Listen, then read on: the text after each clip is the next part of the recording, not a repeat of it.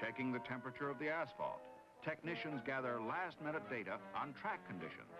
This is the biggest crowd in Daytona Speedway history. The crews move out to the pit wall.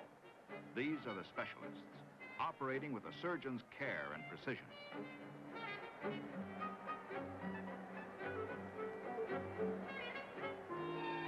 "48 qualified entries are ready to run for the checkered flag. Winning performance is a combination of equipment, men, and strategy. Drivers and crew meet for that last-minute briefing. They have driven this race many times in their heads and in their dreams. Now, it is 10 minutes to 0, and the time for talk is past. Fireball Roberts climbs aboard. Joe Weatherly. Young Richard Petty. Jack Smith. Pace lap begins. The cars roll out of the pits and form ranks, two abreast. America's stock cars face their first big test and competition of the model year. Pontiac, Plymouth, Ford, Chevy, Mercury, Chrysler, Dodge. Swiftly, they gather speed behind the pace car for the flying start of this 500-mile classic.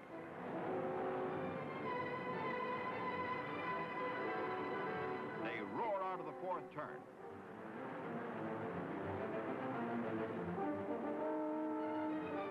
The pace car gets out of their way, and the race is on.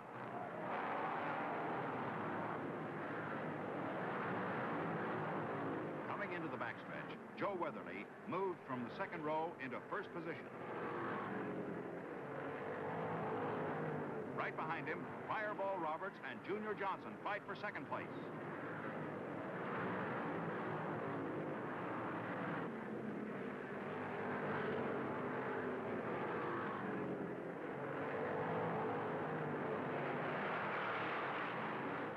End of lap 1, and the field begins to string out.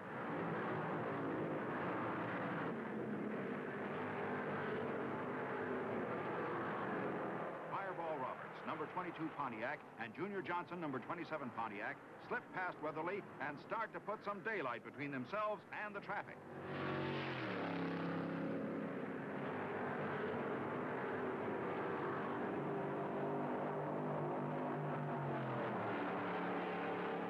Coming out of the backstretch, Johnson passes Roberts. The leaders are lapping the field.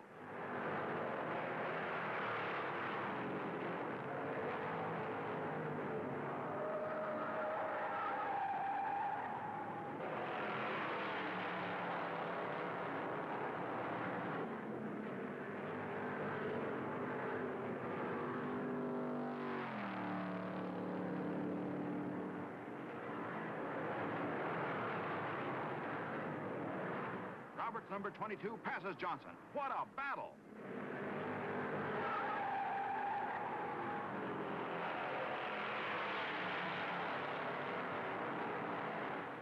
Uh-oh, trouble in the backstretch. Roberts is still charging at 156 miles per hour. Even 155 miles per hour isn't good enough today. The cars begin to pit. The early pace is already taking its toll.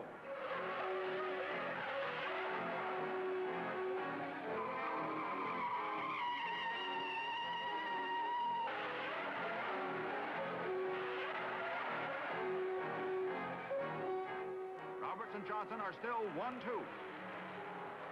Richard Petty, who started in 10th position, has moved up to 3rd, a quarter of a lap behind the leaders. Behind the top 3, the rest of the field is jockeying fiercely for position.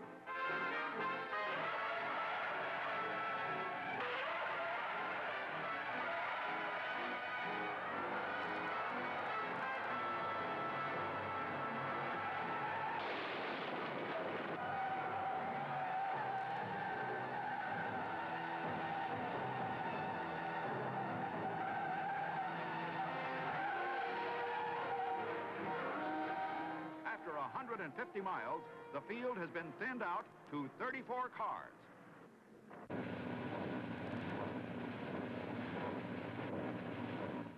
Roberts comes in for a scheduled pit stop, and Richard Petty in car number 43 grabs the lead.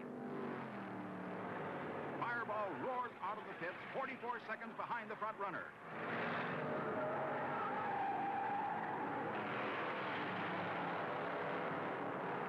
He starts to close the gap.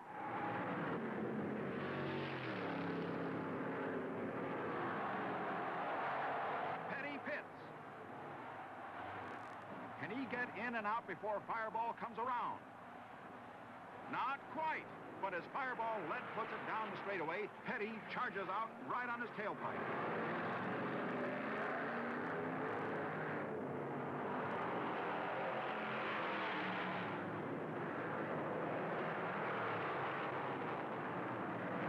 Lee Petty, crew chief for his boy Richard, waits for the leaders to come around again.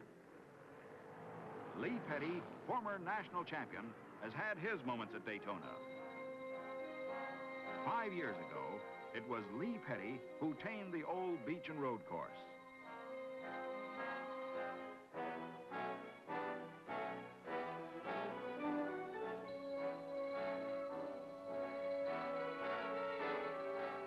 This was where the races were held before the new track was built.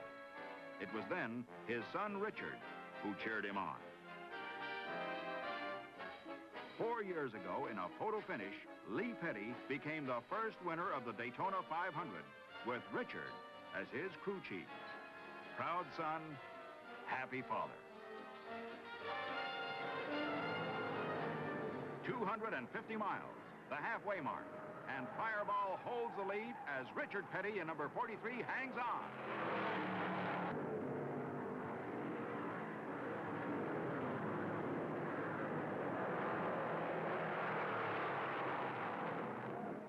Lee is riding with his boy every mile of the way.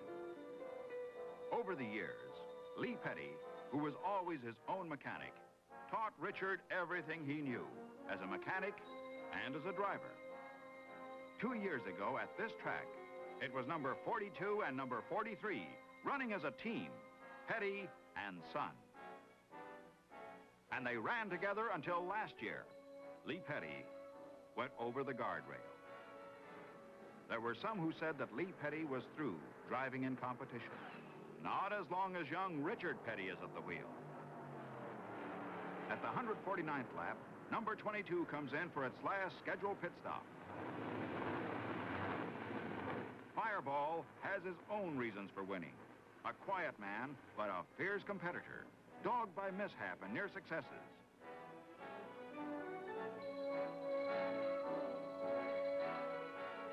2 years ago at this track, leading the field and only 13 laps from the finish, a clogged fuel pump took him out of the race. Last year, only 9 laps from victory, in first place and almost home, a real freak accident robbed him again. His starter worked loose and kicked a hole through his crankcase. A year of work and hope wrapped up in one 5-cent bolt. And Fireball Roberts sits alone. Now, with only 125 miles to go in this race, will he beat that jinx? While Fireball was making his 4th pit stop, young Petty again grabbed the lead. Pop signals first place. But Fireball is turning laps at 157 miles per hour, breaking every track record with a magnificent exhibition of car handling. With only 70 miles to go, Petty makes his 4th pit stop.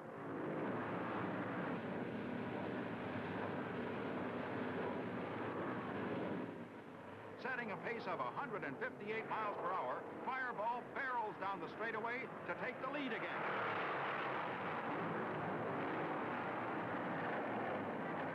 Petty tears out of the pits after him, a half lap behind. Fireball pours it on, and Unique and the crew can only wait it out. The crowd is on its feet. 20 laps to go, and Fireball, with a lead of only 40 seconds, is coming into the pits. Hope leaps up again in the Petty camp. Fireball's torrid pace has burned up his fuel supply. 10 seconds. Can Richard get around in time? 16 seconds. And Fireball's out and away. Still ahead of Petty, a quarter of a mile ahead.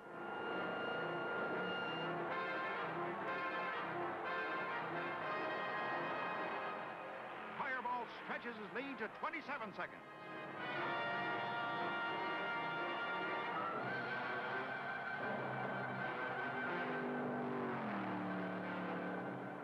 Six laps to go.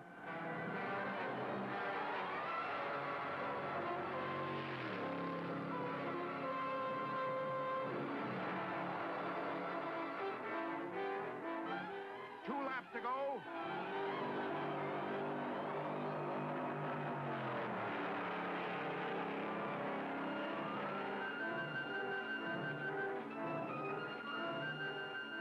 The last lap.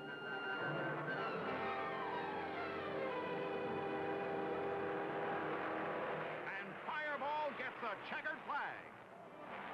His crew is jubilant.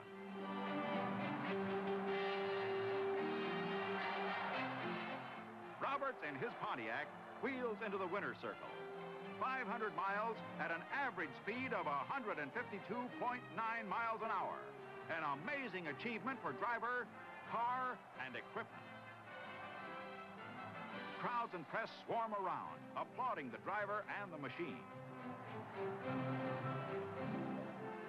Richard Petty is not too unhappy.